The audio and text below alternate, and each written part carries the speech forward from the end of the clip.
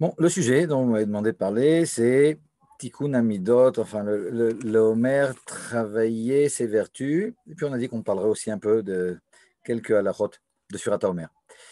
Alors bon, d'abord, pour moi important de préciser que le cours c'est Leilu Nishmat Reb Zvi Ben Pinchas Kidron, et puis aussi pour la Tzlacha et la Refoua Shlema, et de et Eliyahu Mordechai Ben Ruth Bracha et sa femme Chaya Mouchka Bat Hana Emma, que de la tzlacha dans tout ce qu'ils entreprennent et birla dans leur vie.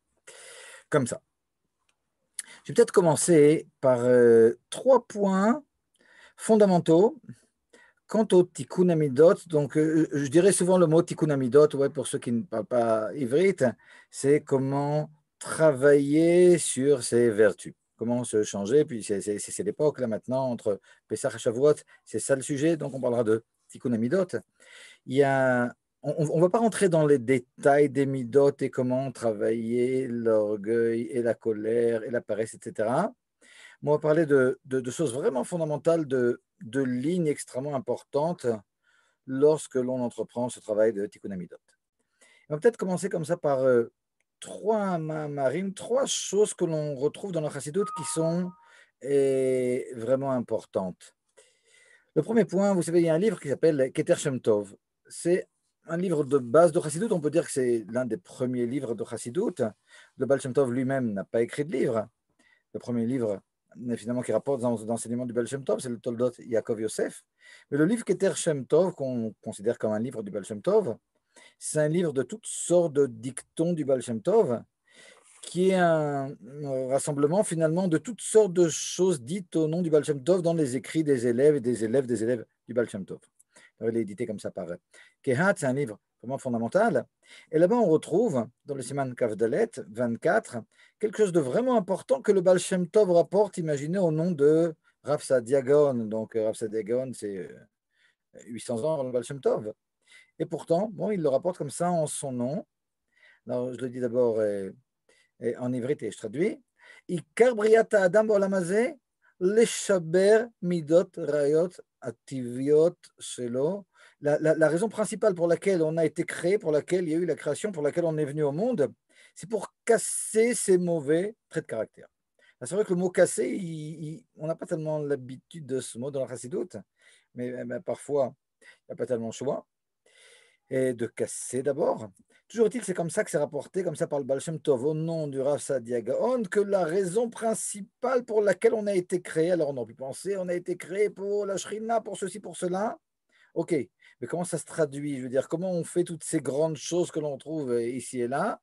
Eh bien, c'est finalement en cassant ces mauvaises binotes. C'est assez surprenant parce que ça paraît pourtant quelque chose de bénin, et puis on s'aperçoit que ben non, ben c'est pour ça qu'on est venu au monde.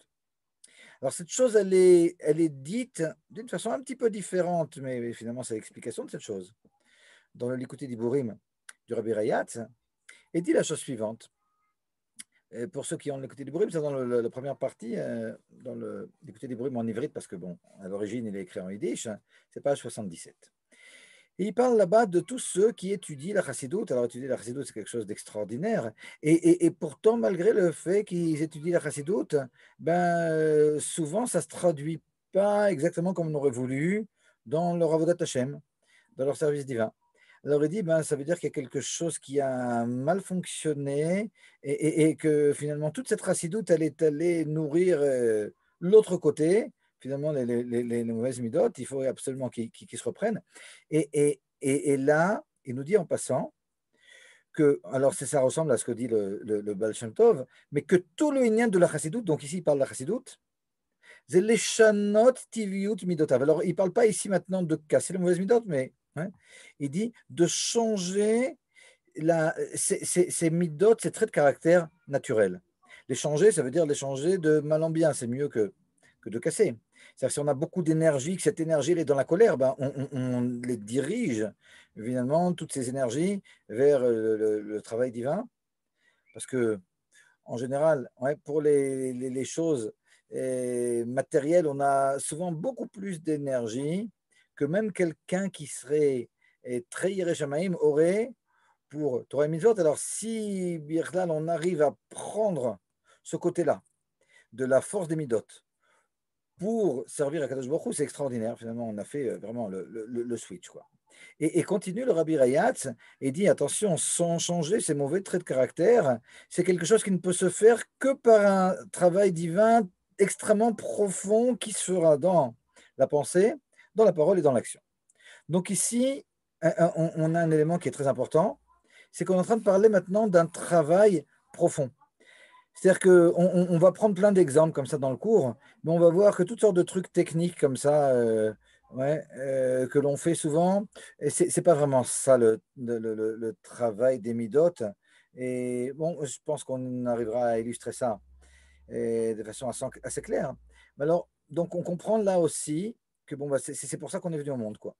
Et ça se rajoute à ce que dit le Baal Shem Tov. On est venu au monde pour travailler nos midotes, casser nos mauvaises midotes, les changer en quelque chose de bon. Je veux dire, c'est ça le projet, quoi. Quand on se lève le matin, pourquoi on est là? Ben, on est là pour ça. On est là pour que nos midotes, ben, elles se parfaissent. Et il y a un troisième Mahamar dont je voudrais parler. C'est quelque chose que le Rabbi Rachab, donc le cinquième Rabbi Lubavitch, dit dans une Nidva doute, c'est rapporté aussi par le Rabbi Rayatz, par son fils, le Rabbi Rayatz, une Nidva doute de Sukkot, Avresh Nun Dalet de Sukkot 1893. Et là-bas, le Rabbi Rachab dit la chose suivante. Il dit que c'est beaucoup plus difficile de se redresser, de redresser des midotes, que de comprendre les choses les plus profondes de la chassidoute. Alors, le Rabbi Rachab, lui, il est bien placé pour tout ça parce que, bon, c'est vraiment lui, il est considéré comme le Rambam de la Chassidoute. C'est lui qui, plus que tous, explique en profondeur dans ses longs Hemshechim toutes les profondeurs de la Chassidoute de façon comme ça très, très, très structurée et de façon extrêmement développée. Donc, c'est pas évident de comprendre les coups, de comprendre la divinité. Et pourtant, il nous dit que par rapport à changer ses midotes, bah c'est rien. Donc, on comprend que bon, le projet, il est pas petit. Hein. Ça paraît bénin comme ça, mais alors on comprend qu'on est venu sur Terre pour ça et que ce n'est pas une petite chose. Alors, si ça nous paraît petit, c'est qu'on n'a pas compris exactement ce qu'on nous demande. Alors, on va essayer comme ça d'avancer puis de voir un peu et comment arriver à ce travail. Mais comme je vous ai dit, et là, on ne va pas parler comme ça des détails de tel et tel autre mida, mais vraiment des grandes lignes dans ce qui s'appelle la Avodat Hamidot. Alors, lorsque on se dit, bon, ok, j'ai compris, je veux me lancer là-dedans, je veux me parfaire, je veux changer mes midot. La question qui se pose, c'est de savoir qu'est-ce qui me motive exactement. Je veux dire, il y a en réalité deux voies. Est-ce que ce que j'essaye de faire, ben, je le fais parce qu'il faut être parfait. Alors, bon, ben, j'étudie pour savoir plus et je fais ceci, je fais cela, je fais attention à toutes les mitzvot, il y en a 613, et 365 interdits, 248 mitzvot positives, il y a des mitzvot de Rabbanan, puis maintenant on apprend qu'il y a aussi travailler ces mitzvot, c'est encore autre chose, dans les Ilchot Teshuvah du Rambam. Et il nous fait bien comprendre que faire tchouva, ce n'est pas uniquement changer ses actes et puis faire toutes les mitzvot, ça c'est sûr. Mais c'est aussi, de façon extrêmement importante, changer ses mauvais traits de caractère. Alors j'ai compris, ok. Et maintenant, il est possible que je veuille faire ça parce que bon, ben, j'ai un grand idéal et puis je vais être parfait, donc je vais arriver à la perfection. Ok. Et ça, c'est la première, la première possibilité. On va voir après la deuxième. Mais disons que c'est ça qui me motive, la perfection. Ben, c'est super. OK, un Kol Tov est fait. Et je vais être parfait. Alors, prenons un exemple comme ça d'un couple, deux personnes qui sont extraordinaires toutes les deux. Les deux sont intelligents, ils sont raffinés, ils ont des super capacités, etc. OK, puis chacun maintenant ben, va aussi, vu qu'ils sont raffinés, alors il va aussi souvent donner des mahmaot, des compliments à l'autre. Ça peut être deux amis, mais prenons l'exemple d'un couple.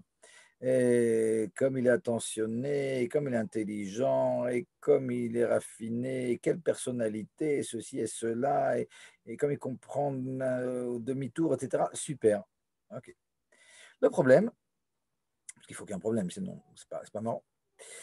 Le problème, c'est que bah, tout d'un coup, Et il y aura un différent entre les deux.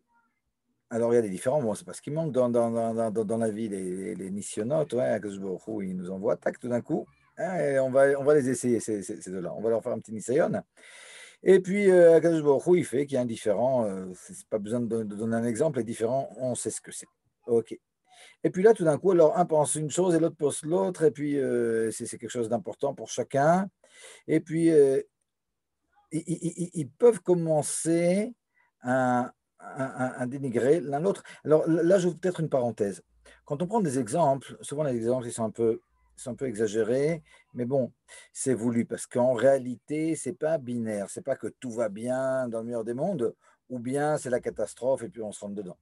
Je veux dire, dans rien, rien n'est binaire et sûrement pas dans le Schlumbite. Oui, évidemment, énormément de cas intermédiaires. Mais ici, pour que les choses soient un peu plus simples, et alors je vais faire ça de façon plus simpliste. Et puis, donc, prendre un cas où c'est tourné au vinaigre. Et puis, alors, chacun va commencer à accuser l'autre, mais ouais, mais tu comprends rien, ceci, cela, etc. Ok. Et là, on pourrait se poser la question 2 minutes, mais où est passé et finalement tout l'amour, l'empathie, machin, etc., qui avait, et jusqu'à maintenant, il y a encore 1 heure, l'un disait à l'autre qu'il était le plus beau, le plus gentil, le plus intelligent, le plus ceci, le plus cela, et puis tout d'un coup, et ben tout ça est oublié, puis on dit le contraire. Alors, qu'est-ce qui s'est passé? Et ce qui s'est passé ici, c'est que on comprend que c'est autre chose là maintenant. Il a fait quelque chose sur le compte de l'autre. Et là maintenant, alors tant qu'on était les deux contre tout le monde, ou bien les deux en train de construire, et puis ça ne coûtait rien, juste un petit mot gentil, bon, on est raffiné, ben, ok, c'est facile. Mais là, c'est l'un contre l'autre, et puis reconnaître la véracité de ce que dit l'autre, bien lui donner des compliments maintenant, etc., c'est me replier, c'est mon ego maintenant qui est remis en compte. Et en réalité, bah, tout comme on s'aperçoit qu'il y avait quelque chose de pas tout à fait, et pas tout à fait taquine, pas tout à fait, qui fonctionnait pas tout à fait bien déjà au départ. Parce que c'est vrai que c'est bien d'agir, et même si c'est pas l'ishma, et même si c'est pour rechercher et la perfection, ok, bah c'est une bonne chose a priori de rechercher la perfection. C'est vrai, mais rechercher la perfection, ouais, c'est pas le top non plus. Alors il vaut mieux ça que de rechercher et les plaisirs ou de ne rien rechercher, évidemment. Ouais, mais vu qu'on est censé avancer, on comprend que bon, ben, à la base, finalement, quand on recherche la perfection, d'être parfait, ben, on se recherche peut-être un peu soi-même. Ouais, c'est pas la perfection qu'on est censé rechercher.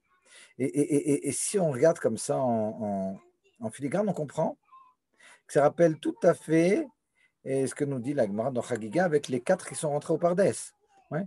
Il y en a 4 qui sont rentrés au Pardès, l'un qui est devenu fou, l'autre qui est devenu mécréant, l'autre qui est mort. Et puis il y a Rabbi Akiva qui est rentré Béchalom et Yatsa Béchalom, il est rentré de façon paisible, il est sorti de façon paisible et le Rabbi demande de 2 minutes. Mais ils sont tous rentrés de façon paisible. Quel est le chidouche de Rabbi Akiva? Alors, le chidouche de Rabbi Akiva, c'est qu'il est bien sorti, c'est pas qu'il est bien rentré. Il répond que non, non, le chidouche, c'est qu'il est bien rentré. Parce que lorsque les 3 autres sont rentrés dans le paradis, sont rentrés dans le paradis, sont rentrés dans cette recherche de divinité, finalement, ce qu'ils recherchaient, évidemment, en finesse, parce que c'est de grands qu'il s'agit, mais ce qui s'est passé, c'est des choses extrêmement graves. Hein. Il est devenu mécréant, l'autre est mort, l'autre est devenu fou. Hein. Donc, on comprend que. Mais ce qu'ils recherchaient en réalité, en finesse, eh bien, ils se recherchaient eux-mêmes. Ils recherchaient finalement Akadosh Baruch Hu pour ben, le bien-être d'être proche d'Akadosh Baruch Hu. Et on retrouve ça dans la parashat Shmini, ouais, Pratit. Nadav et Avihu qui apportent un Esh Zara, qui veulent absolument, comme nous dit le Orachaim, ils veulent une Vekut à Akadosh Baruch Hu, ils veulent s'unir à Hachem, c'est super. C'est super, c'est vrai, mais c'est pas ce que nous demande Akadosh Baruch Hu. Akadosh Baruch Hu nous demande de s'approcher de lui pour comprendre quelle est sa volonté. Et c'est ce que fait Rabbi Akiva. Nichnas Beshalom. Lui, il est rentré comme il fallait parce que ce qu'il recherchait, ce n'était pas son bien-être, c'était la vérité. Et il a compris que ce que voulait Akadosh Baruch Hu, ben, ce n'est pas qu'on fusionne avec lui, c'est qu'on s'approche de lui pour mieux comprendre sa volonté, pour redescendre faire sa volonté ici, comme il se doit. Et par conséquent, ben, il a réussi à faire le travail. Et Nadav et Avihu, et puis les trois qui étaient au Pardes, autres que Rabbi Akiva, hein, eux, ben, ils n'ont pas réussi ce travail. Et ici, alors pour revenir maintenant, je vais faire ma parenthèse à notre couple, ben, si les deux cherchaient la perfection parce que bon, ben, il fallait être parfait, ok, c'est pas Akadosh Baruch Hu qui recherche. Évidemment, ce qu'on est censé rechercher, c'est rechercher Hachem, c'est rechercher l'Emet. Et ça, alors ça demande un deuxième qui je vous ai dit tout à l'heure, lorsque l'on va aborder ce sujet de Tikkun Amidot. Alors il y a deux afikim, il y a deux voies, il y a celle de la recherche et de la perfection, mais en réalité, c'est pas ça qu'on est censé, c'est pas ça la route à emprunter. Et ce qu'on est censé rechercher, ben, finalement, c'est l'abnégation à Kadosh Baruch Hu avant tout, ouais, évidemment pour faire le Ratzon de Kadosh Baruch Hu. Et cette façon de faire le Tikkun Amidot, ce qui s'appelle en hébreu, en chassidut, le Bitul Hayesh, ben, quand on regarde chez les grandes tzadikim du Tanakh, lorsqu'on en parle de leur Tikkun Amidot, sans qu'évidemment il n'y a pas le titre Tikkun Amidot, ouais, mais c'est ça l'idée, ben, ça commence toujours par quelque chose de vraiment d'abnégation. Alors, c'est Abraham Avinu, Vanochi Afar Vaefer. Abraham Avinu qui va dire, moi, je ne suis que poussière et cendre. Ouais. Alors, évidemment, ce n'est pas des mots. Ouais. C'est pas des mots. S'il dit qu'il est poussière et cendre, c'est écrit dans la Torah, évidemment, c'est vraiment ouais, ce qu'il ressentait. Et David Améler qui nous dit, Vanochi Tolaad Veloï, je suis un ver de terre, je ne suis pas un homme. Okay. C'est vraiment qu'il ressentait ce niveau-là. Moshe Rabbeinu qui dit Venachnouma, qu'est-ce qu'on est, qu'est-ce qu'on est? Qu'est-ce qu'on est? On est rien. Même pas un ver de terre, même pas poussière et cendre. Ça, c'est la darga de Bitoul de Moshe Rabbeinu. Et c'est ça, finalement, tout le Inyan. Et c'est uniquement lorsque je fais ce switch et que je comprends que j'ai absolument rien, que je peux commencer réellement à voir les mahalotes, à voir les bonnes vertus du prochain. Et évidemment, quand on parle de Tikkun Amidot, et par excellence, Tikkun Amidot, ben c'est en rapport avec la Vat Israël, c'est en rapport avec notre prochain. Ouais, les Taken, les Midot, devant que je comprendre qu'on n'est rien devant Hachem, ben, c'est pas le grand truc. Hein, mais comprendre qu'on n'est pas grand, et ça c'est déjà autre chose. On n'est pas grand devant qui que ce soit. Alors on va rentrer dans les détails un peu de ça. C'est déjà autre chose. Évidemment, ça commence par un switch que l'on fait qui nous permettra de voir les bonnes vertus de notre prochain. Ça c'est extrêmement important. D'ailleurs, lorsque le Tanya, il rapporte cette Mishnah. Ouais. Et ce que j'ai dit comme ça, Shval Ruach Bifnei Kol Adam, c'est une Mishnah dans Masechet Avot au 4e chapitre. Et là, le Balatania, le Admor Azaken, lorsqu'il nous explique ce Shval Ruach Bifnei Kol Adam, il nous dit quelque chose d'intéressant. Ouais. Si vous regardez comme ça dans le 30e chapitre du Tanya, avec Lamed, il rajoute quelques mots ici, le Admor Azaken, vraiment, vraiment important. Il dit soit, donc, si je traduis la Mishnah, soit extrêmement humble devant tous. Le Admor Zaken nous dit la mythos, soit, mais vraiment, vraiment, la vérité de la vérité. Et là, maintenant, dans les 5-10 minutes qui viennent, je voudrais essayer de comprendre un peu ce qu'il veut nous dire ici, le Admor Zaken. Évidemment, tout ce qui est dit chez Chazal, c'est la vérité de la vérité. En quoi on peut être humble sans que ça soit vrai? Hein, qu'est-ce qu'il nous rapporte le Balatania, le Nourazaken? Lorsqu'il nous dit ce que nous dit la Mishnah, sois humble devant tous, mettre la mytho soi, mais fais ça réellement. L'idée a priori, elle est comme ça. Quand tu dis mettre la mytho soin, mais vraiment, dis attention, attention. Il s'agit ici d'être quelque chose. On ne vous demande pas de faire quoi que ce soit. On ne demande pas de faire des manières, de faire des samalamalek, de mettre un tapis rouge devant les autres, etc. On te demande d'être. Déjà, être, hein, c'est pas une action. Être, c'est quelque chose d'extrêmement profond. C'est pas des choses à faire qu'on te demande ici. Aussi peut-être, mais c'est pas le principal. C'est pas des choses à dire. C'est même pas des choses à penser. C'est sûrement pas des manières, des salamalek, des trucs. Non, c'est soi. Veve shval roar bifnei kol adam. Sois extrêmement humble devant tous. Oh, alors là, c'est déjà un plus grand projet. Ok, soit, c'est vrai qu'on n'aura pas fait attention, ok, soit humble devant toi, ok, alors qu'est-ce qu'il faut que j'aille dire bonjour le premier quand je rencontre quelqu'un. Non, non, c'est pas ça, ça aussi c'est bien, ça aussi c'est important. On ne te demande pas de faire quoi que ce soit ici, on te demande, mais en tout cas, c'est pas ça l'accent, on te demande d'être. Alors, on va essayer comme ça d'illustrer ça, hein, et peut-être en 3 étapes. Ouais. Prenons donc celui qui veut être, ben, il a compris, ouais, il a étudié, et Pirkei Avot, et en plus c'est le Homer, donc on étudie Pirkei Avot. Et puis la 4e semaine, alors là c'est la première, dans 3 semaines, tac, il va étudier Veve Shval Roar Bifnei Kol Adam. Ouais. Et s'il a la chance, il va aussi étudier le Tanya, qui va lui dire, hey, il faut faire ça vraiment. Ok, super. Alors, ok, Shval Roar Bifnei Kol Adam. Alors, on va prendre un exemple de quelqu'un qui veut changer ses vertus, il veut les changer en bien. Et on va prendre ça en 3 étapes. Alors, dans l'exemple que je vais prendre, quelqu'un d'intelligent, de distingué, de raffiné, qui a des bonnes manières, enfin, comme nous tous, comme on croit chacun qu'on est. OK? Ah bah, super. Bah, ouais, je suis intelligent, raffiné, ta. Et puis bon, je suis à la Beth Knesset, il y a un type, le type, il est un petit peu sauvage, quoi. Ouais. Alors, lui mettre la massera comme ça sur le nez, et il n'a même pas sur la bouche, il la met sur le menton. Ouais.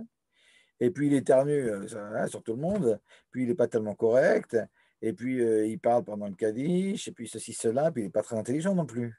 Et il n'est pas de bonne manière. Ok, mais quoi, devant celui-là aussi. Non, non, alors qu'est-ce qu'on me donne ici? Vévé sur le roi Bifne Koladam, et même devant celui-là.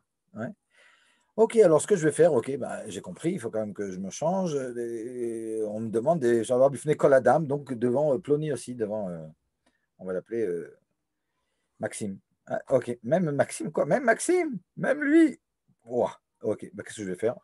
Bah, il arrive à la bête Knesset, et où moi j'arrive, et puis je le vois tout de suite, je vais aller le voir. Comment allez-vous? Hein? Bah, au Hachem, à la fin aussi, un grand sourire, je lui serre la main, Chazak ou Baruch, il est monté à la Torah, je vais me lever. Ok, super. Ok, j'ai fait ce que j'avais à faire. Ah, super. Même Maxime, mais je vais le voir, c'est quoi la dame? Super. Vraiment, je suis génial.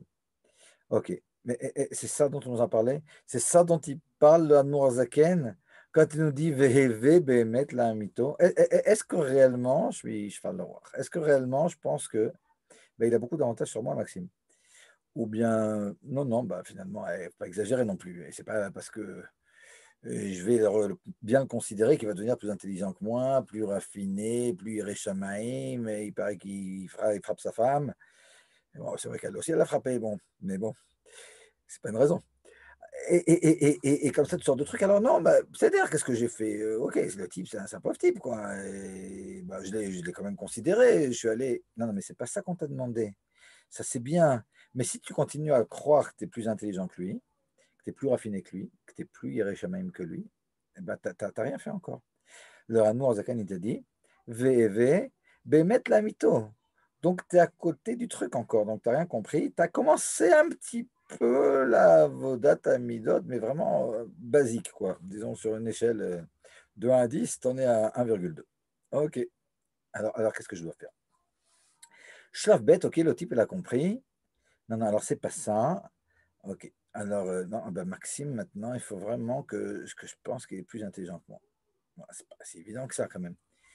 Ok, puis le type, il va se faire maintenant un lavage de cerveau. Pourquoi? Parce que les Chachamim, ils lui ont quand même dit, quoi. Puis il est Réchamaïm, et puis il est intelligent, et puis on lui a dit, puis il a même vu ça dans une vadoute du Rébé, donc le Rébé, quand même, ouais, même si ouais, la Gemara me l'avait dit, peut-être, mais bah, si le Rébé me l'a dit, c'est sûr.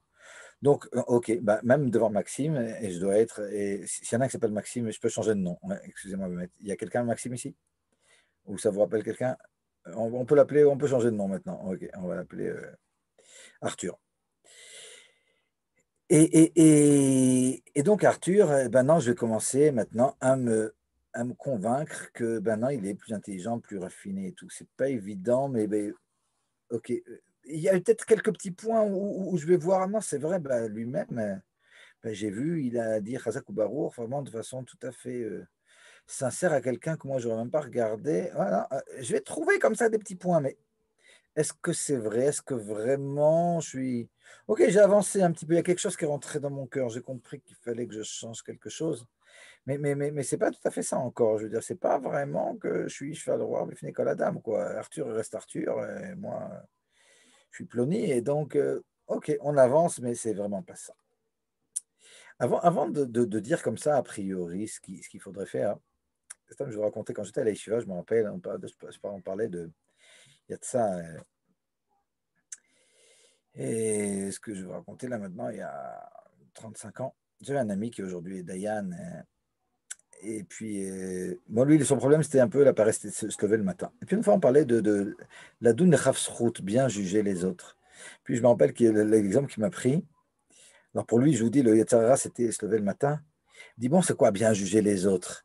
Et le type, tu fais le réveil comme ça à l'internat de la yeshiva, et le type, il est 10 heures du matin, tu retournes là-bas à la yeshiva, puis tu vois qu'il y en a encore un qui est sous la couverture, il y a les pieds qui dépassent, tu vois que euh, c'est Maxime, et tu vas pas dire, ah bah non, c'est pas lui, ça doit être un balayeur qui est sous la couverture, quoi. Je veux dire, tu vois les pieds sous la couverture. La doule zechut, bien juger ton voisin, c'est pas non plus raconter des sornettes. Ouais. Et c'est quelque chose de plus profond. Ouais, donc je me rappelle de cette histoire. Et c'est de ça que je voudrais parler. C'est-à-dire, on n'est pas en train de maintenant de vous dire, ou de se dire, quand le Admour Azaken, il nous dit que le VV, sur le roi Adam, VV, c'est Bémet, la mytho, il faut que ce soit vrai. On ne doit pas maintenant rentrer dans un film où, ben, non, même Arthur et Maxime et tous les autres, et ils sont plus intelligents, plus raffinés, plus ceci, plus cela, parce que c'est les pieds qui dépassent la couverture, quoi, je veux dire. Non, c'est lui, alors, qu'est-ce qu'on nous demande? Alors, en quoi maintenant je peux être vraiment humble devant tous ces types-là qui, a priori, bon, bah, ils n'ont pas toutes sortes de qualités que j'ai. Et c'est pas par orgueil, mais je les connais, mes qualités, malgré tout. Et quoi, Moshe Rabbeinu ne connaissait pas ses qualités. Il ne savait pas qu'il dirigeait le Ham Israël, quoi. Il croyait que quoi. Alors, qu'est-ce qui se passe ici? Et là, finalement, le Inyan, ben, c'est autre chose. On ne nous demande pas tant, finalement, on ne nous demande pas de mentir, hein. Il s'agit de quelque chose d'émettre, hein. Mais on est en train de se dire qu'en réalité, celui-là, il vaut plus que moi. Pas il vaut plus que moi parce qu'il est plus intelligent, pas il vaut plus que moi parce qu'il est plus raffiné, pas il vaut plus que moi parce que bon, ben, il étudie plus ou quoi que ce soit. Peut-être que, apparemment, non. Ok, mais c'est pas ça le sujet. Le sujet, c'est et s'il est arrivé uniquement à ce que je vois, d'abord, il y a peut-être toutes sortes de choses que je ne sais pas, mais quand bien même, ben non, ce que je vois, ben c'est lui, mais il faut comprendre tout le contexte. Sûrement que bon, ben, il peut avoir déjà dès la naissance des midotes beaucoup plus dures que les miennes. Peut-être qu'il est beaucoup moins sensible à toutes sortes de choses. Et puis peut-être qu'il a reçu un chinour, une éducation qui est vraiment différente de celle que j'ai reçue. Et puis la sviva, comme nous explique Razal, comme nous explique Tania, comme nous explique le Rambam dans le Chobdeot, la sviva, l'entourage, etc. Aussi, ça a son effet. Ne pas comparer quelqu'un qui travaille dans le chouk et puis qui a énormément de tentations, etc., à quelqu'un qui est chez lui entouré de livres et puis qui est tout le temps en train d'étudier. Et par conséquent, ben, je dois arriver finalement à la conclusion, c'est exactement ça la nava, d'après ce que nous disent les Chachamim de Moshe Rabbeinu, de se dire que ben, avec toutes les forces que Baruch Hu lui a données, parce que c'est sûr qu'il avait des forces extraordinaires, Moshe Rabbeinu. Il avait un libre arbitre, évidemment, parce que sinon, ben, on n'en ferait pas un plat. Mais c'est vrai aussi quand il est né, ben, la maison s'est remplie de lumière. Donc on comprend qu'il lui a donné déjà a priori énormément de bons points. Ouais, et au niveau de l'intelligence, au niveau du fait qu'il était raffiné, etc. Alors il avait la possibilité de ne pas réussir.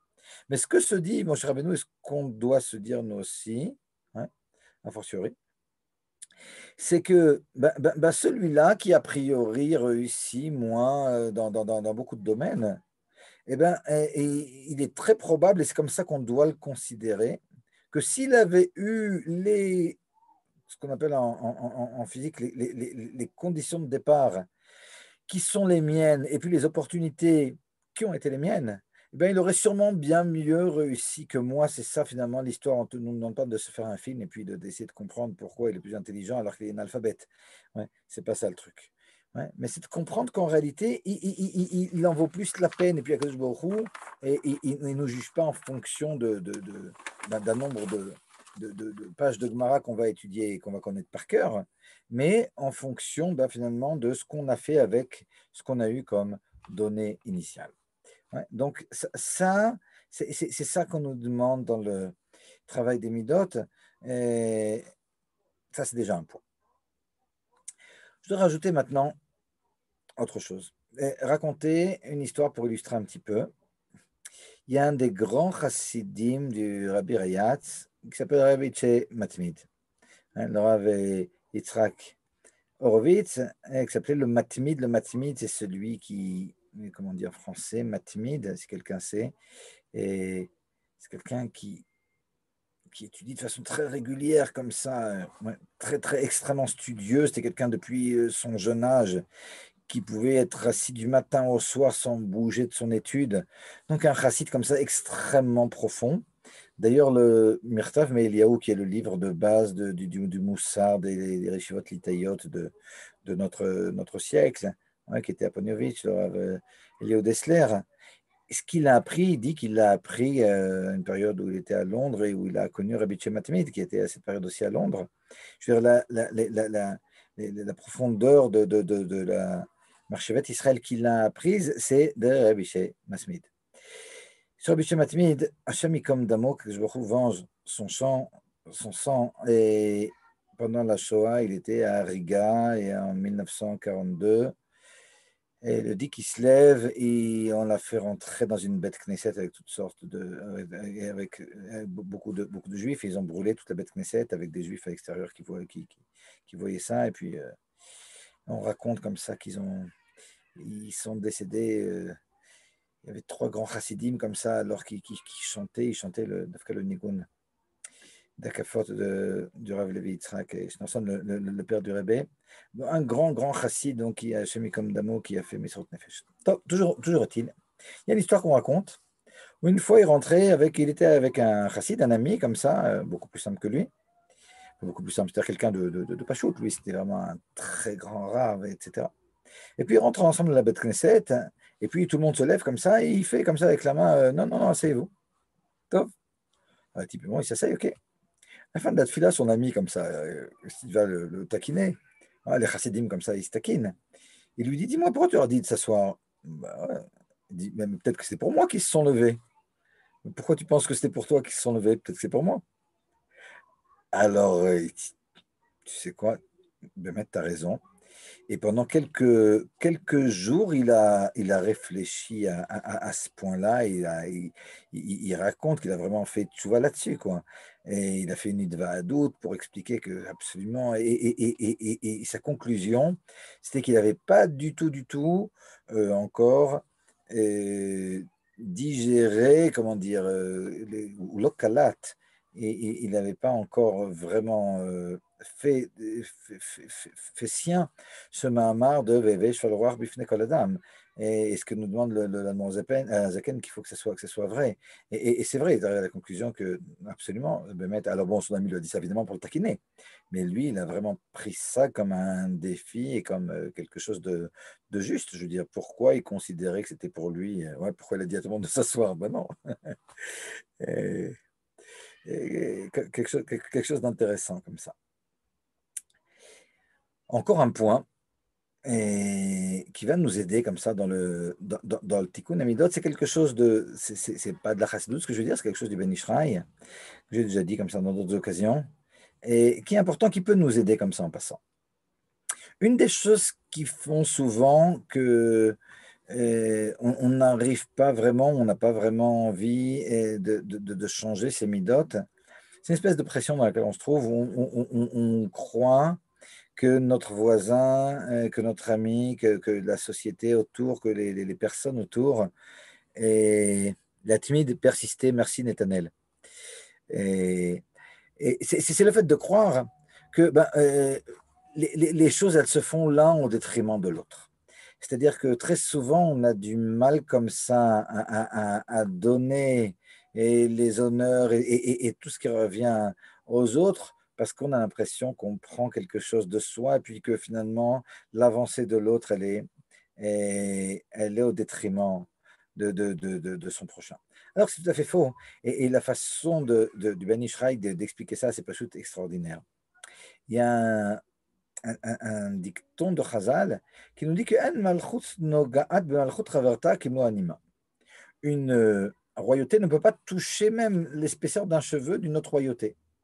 Alors c'est dit par rapport à Shmuel, qui était le dirigeant du Ham Israël, jusqu'à ce qu'il fasse l'onction de Shaoul, et ça devait se faire à un certain moment et pas une seconde avant.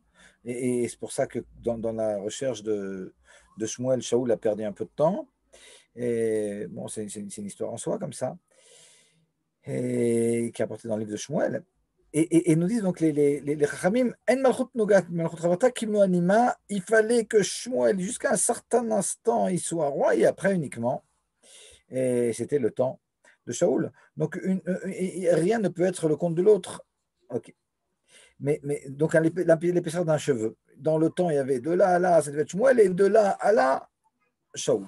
Et pas un instant avant. Le Ben Ishraï, il explique ça d'une autre façon. Qu'est-ce que c'est que l'épaisseur du cheveu? Et il dit la chose suivante. Qu'est-ce que c'est que ce cheveu-là? Et il dit, lorsque quelqu'un fait du Lashon Hara, ben, il fait de Lashon Hara souvent parce que bon, ben, il y a une espèce de tension comme ça, et puis il pense que l'autre, il risque de prendre sa place, etc. Et il commence le Lashon Hara. Or, on sait que lorsque quelqu'un devient Metzora, c'est parce qu'il a fait du Lashon Hara, ce que nous disent les Chachamim. Ok. Donc, quelqu'un est Metzora, quelqu'un est ce qu'on appelle lépreux, ça n'a rien à voir avec les lèpres, mais c'est comme ça que c'est traduit dans les Nachim, disons comme ça. Ok, lépreux, c'est une maladie, la tsarat qui n'existe pas aujourd'hui. Toujours est-il quelqu'un vu lépreux, donc d'après les Khamim, parce qu'il a fait du Lashon Hara. Maintenant, il y a tout un processus dans la Torah de purification du lépreux, à la fin duquel eh ben, il va raser tous les cheveux, tous les poils qu'il a sur son corps. Et ça sert à quoi cette chose-là? Alors, on nous explique le Ben Ishraï la chose suivante. Il dit, prenez les cheveux qui sont sur la tête. Ouais, les cheveux, comme ça, ils vont dans tous les sens, ils sont en pagaille, et puis on peut avoir l'impression qu'ils vont pousser l'un au détriment de l'autre. Ouais, c'est ce que pense peut-être le Metzora quand il regarde les Juifs et il pense qu'on va faire de la Shonara parce que l'autre, il risque de prendre ma place. Mais lorsqu'à la fin du processus de purification, ils vont raser la tête, sur la tête, on voit des petits points. Et chaque petit point, c'est un canal qui va donner sa vitalité à un cheveu. On s'aperçoit que chaque cheveu, il a son canal. Il n'y a pas un cheveu qui pourra avoir une vitalité au détriment de l'autre. Chacun a son canal, et tous les juifs, c'est la même chose, et tous les hommes, c'est la même chose. Chacun a son canal avec le Kadosh Baruch Hu. Personne ne peut faire quoi que ce soit au détriment de qui que ce soit si ça n'a pas été décidé par le Kadosh Baruch Hu. Donc on n'a pas à être en pression, on n'a pas à être en lachat. Et c'est ça, Nogat, Anima. Donc ce n'est pas l'épaisseur du cheveu ici. Mais c'est de la même façon que les cheveux, eh ben, ils ne peuvent pas prendre chacun la vitalité de l'autre, chacun a son à son canal. Et c'est la même chose, exactement. Ouais. Donc c'est important de savoir ça, parce que très souvent, une des raisons qui nous bloque un peu dans notre avodat amidot, surtout quand on a dit que l'avodat amidot, c'est principalement vis-à-vis de notre prochain. Ce qui nous bloque souvent, ben, c'est le fait qu'on pense qu'il y a ici ce qui s'appelle une tacharout, une compétition, etc. Alors là, on peut vraiment se calmer. Il n'y a aucune compétition. Ce qui t'appartient, tu l'auras et personne ne pourra le prendre. C'est important de comprendre ce point-là. Je voudrais maintenant aborder encore un point. Encore un point et comprendre un peu, illustrer un peu l'abnégation qu'on nous demande de l'un vers l'autre. Il ne faut pas oublier ce que nous disent les Chachamim, que la raison pour laquelle les élèves de Rabbi Akiva sont décédés, 24 000 élèves sont décédés, ils ne se respectaient pas l'un l'autre. Alors évidemment, c'était des très grands élèves et qui savaient sûrement ce que disait Rabbi Akiva de la mitzvah de qui est écrite par Rachel Doshim, que Zeklal Gadol Batora, c'est fondamental. Alors, nous dit Rabbi, évidemment, c'est clair que c'était clair pour eux cette chose-là. Alors, il explique le Rabbi dans une sikha, mais ce n'est pas ça le sujet maintenant, quel était le problème, mais comme ça, je vais aborder ça d'une façon un peu spéciale. C'est quoi que ce Lo Chibdou Zedze, en quoi il ne se respectait pas? Il y a un Tasfot Yom Tov qui nous dit la chose suivante sur la Mishnah. Il y a une Mishnah dans Pirkei Avot, dans Pirkei Gimel, qui nous dit Shnaim sheyoshvin den benem divret Torah, areze moshav leitzim. Lorsque deux personnes sont assises et qu'il n'y a pas entre eux des divrei Torah, eh ben, ce sont deux bouffons. On peut dire comme ça, moshav leitzim. Hein, les leitzim, c'est des bouffons, hein, c'est des clowns. Donc finalement, ces deux-là, c'est des clowns. Alors, c'est quoi Van Benem d'Ivret Torah? Il nous explique, le Tosfot Tov, il dit, c'est pas que deux personnes qui parlent de cartes et qui parlent de comment Bibi va faire la coalition, ces trucs-là. C'est pas ça dont il s'agit. C'est une personne même qui étudie. Van Benem d'Ivret Torah. Les d'Ivret Torah, ils ne sont pas entre eux. Ils ne sont pas entre eux, chacun, ils sont deux dans la Beth Knesset, chacun étudie pour lui. Ok, bon, techniquement, ça peut arriver. Hein, il veut étudier Maseret Zvachim, l'autre Maseret Kiddushin. Ok. Mais malgré tout, ici, c'est autre chose. Et un Benem d'Ivret Torah, parce que chacun, il considère que non, l'autre, il ne comprend rien. Puis, ok. Là, il y a, ouais, là, il y a un problème. Ven Benem d'Ivret Torah. Mais ça peut être même plus que ça. Si on pousse le Inyan, je vais même essayer d'appliquer ce que nous dit le Tosfot Yom Tov à deux personnes qui étudient ensemble. Alors, on a deux personnes maintenant, ils étudient ensemble les deux. Mais malgré tout, je pourrais dire Ven Benem d'Ivret Torah. Bon, c'est poussé, parce que on pensait que c'était deux personnes qui étudient pas et qui étudient. On pensait que deux personnes qui étudient, mais pas ensemble. Non. Je parlais de maintenant. Shnam Sheoshvin, Ven Benem d'Ivret Torah, pour deux personnes qui étudient et qui étudient ensemble, et malgré tout, on va dire Ven Benem d'Ivret Torah. Alors, comment c'est possible? Mais ça arrive tous les jours. Deux personnes étudient, chacune comme ça avec sa petite gava. Et puis chacun a finalement, ils étudient les deux, puis chacun a sa façon de comprendre un passage. Ok. Et il explique, Aleph explique à Beth ce qu'il a compris. Ouais. Et puis Beth, non, il n'est pas d'accord, il lui explique son Inyan. Maintenant, pendant que Beth lui explique son Inyan, et c'est ça qui est fondamental là maintenant, est-ce que je l'écoute? Ou bien je suis en train maintenant d'essayer de défendre mon ego et de voir qu'est-ce que je vais lui répondre pour le repousser complètement et donner du poids à ma façon de voir. Est-ce que je suis ici maintenant dans une guerre où je dois défendre ma position? Encore une fois, il y a évidemment toutes sortes de cas de figure, parce qu'il est possible qu'il s'agisse d'un victoire où par rapport à un certain sujet, ça s'arrive tout le temps avec les Rabbanikim, on sait ce que dit le rabbi d'un sujet, puis quelqu'un d'autre pense autrement, puis on veut défendre l'avis du rabbi. Ok, c'est autre chose. Là maintenant, je parle de quelque chose qui n'est pas une vérité qu'on a nécessairement reçue, quelque chose qu'on a compris, et notre ami a compris ça de façon différente. Ok. Et là, je suis en train de l'écouter, mais est-ce que vraiment je l'écoute? Ou je suis en train de penser maintenant comment je vais le faire tomber. Ven benehem d'ivret Torah, c'est-à-dire que les divrei Torah ne sont pas benehem. Benehem, ça veut dire entre eux, c'est quelque chose qu'on nous demande que les divrei Torah, ce soit des divrei Torah qui rapprochent. Si maintenant deux personnes sont en train d'étudier, mais leur divrei Torah, ils ne rapprochent pas, au contraire, ils les éloignent l'un de l'autre parce que chacun est complètement plongé dans son ego et dans sa façon de défendre sa position.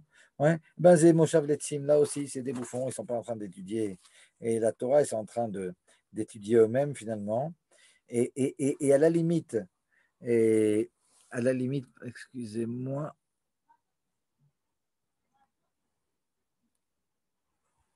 Ken, et à la limite, on pourrait dire que ce que nous dit, ce qu'on dit dans la Tfila, ouais, ce que je vous dis maintenant, c'est Bederech Efshar, comme on dit. Veten belibinu bina lishmoa lilmod ulamed lishmoa lasot ulkayem. Donne-nous à Kadosh Baruch Hu l'intelligence de lishmoa lilmod ulamed, d'écouter, d'étudier, d'enseigner. Hein. Alors d'écouter, on pourrait dire c'est comme écouter Shema Israël, etc. C'est une compréhension profonde. Mais peut-être qu'il y a aussi Kipshuto. Donne-nous à Kadosh Baruch Hu bevakasha la faculté d'écouter, de savoir écouter l'autre. Il y a aussi peut-être ce inyan. C'est ça, ve'en benem divrei Torah. Donc il faut savoir écouter. Ouais, ça fait partie du tikkun amidot. Je suis en train d'étudier avec l'autre. Est-ce que je suis plongé maintenant dans mon ego et puis il faut que je fasse échec et mat? Ou bien non, je suis vraiment dans la réalité de la Torah. Alors ça ne veut pas dire maintenant, qu'est-ce qui va se passer en fin de compte? En fin de compte, ça ne veut pas dire que je serai d'accord avec ce qu'il dit. Ouais, peut-être que je ne serai pas d'accord. Mais il peut se passer toutes sortes de choses qui sont tout à fait bri'im, tout à fait des choses qui sont saines. Ça peut être par exemple que l'un convainque l'autre, ok, mais ce n'est pas nécessaire. Ça peut être que on comprenne qu'on fait une okimta. Non, c'est vrai, dans tel cas, on arrive à la conclusion que dans tel cas, tu as raison, mais dans ce cas-là, c'est plus comme je dis, et puis bon, les deux sont d'accord. Ça peut être aussi que finalement, chacun reste sur sa position, mais chacun comprenne que ce que dit l'autre, c'est légitime aussi. Ça fait c'est aussi une des facettes de la Torah. Shivim panim la Torah. Ouais. Et ça peut dire que tout est Torah. Ouais. Et très souvent, on dit comme ça en riant à l'autre, ouais, c'est super, mais c'est la 71e facette. OK. Ouais, comme celui qui est le 37e tzaddik. Ouais, vous savez, il y a 36 tzaddik par génération. Le 37e, c'est celui qui est vraiment nistar. Quoi. Même à Baruch Hu, il ne sait pas que les tzaddik. Et maintenant, et donc finalement, cette Torah, Veyesh Benehem Liva Torah, cette Torah qui est une Torah qui est censée rapprocher, ça peut dire encore une fois rapprocher et que les choses soient uniques et qui est finalement un avis. Ça peut être ça, mais ça peut être aussi quelque chose d'intermédiaire. Et ça peut être aussi qu'on reste sur nos positions, mais en comprenant vraiment la véracité de ce que dit l'autre, et c'est une autre facette. Et moi, je comprends un peu différemment, mais et pas être comme ça dans cette guerre. Ok. Il y a un autre point dont je voudrais vous parler, et c'est la contradiction apparente entre deux Mahamaré Chazal. On a Mahamar Chazal, on a un dicton qu'on retrouve dans le Sefer HaChenoch, Achar apeulot nimshachim alevavot. Les cœurs sont entraînés par l'action. C'est très souvent, ouais, on doit faire des actions, et puis de là, et c'est assez technique comme ça, et puis de là, bon, on arrive à quelque chose de plus profond. Comme quelqu'un comme ça qui est un peu en down, bon, bah, qu'il aille devant le miroir, comme ça, qui sourit, et puis bon, bah, finalement, ça va peut-être le faire rire, etc. Puis ça va le mettre en condition, et profondément, ça va avoir un impact. Ça existe. Il y a ce inyan. Le Sefer HaChenoch, c'est le Rav. A priori, c'est le Ra'a, ouais, le Rav Aaron Halevi, qui était un élève du Ramban, comme le Rashba. Mais c'est un point d'interrogation. C'est-à-dire, si vous cherchez comme ça, on vous dira que c'est ce qu'on pense, mais c'est pas et sûr que ce soit lui pour répondre à la question. Toujours est-il, donc, on a le cœur va suivre l'action. Mais on a autre chose, c'est tout le inyan du moar shalit à la lèvre, où on doit mettre notre intellect en avant, et c'est lui qui doit entraîner finalement toutes les compréhensions, on pourrait dire, du cœur, jusqu'à ce qu'on change toutes sortes de choses et qu'on arrive à des actions qui sont bonnes. Donc c'est deux choses complètement différentes, parce que dans l'une, on nous dit, bah ouais, bah commence par l'action, et puis les choses elles vont avoir un impact en profondeur. Et d'un autre côté, on va nous dire de changer les choses d'abord intellectuellement. Hein. Alors, qu'est-ce qui est vrai, ceci ou cela?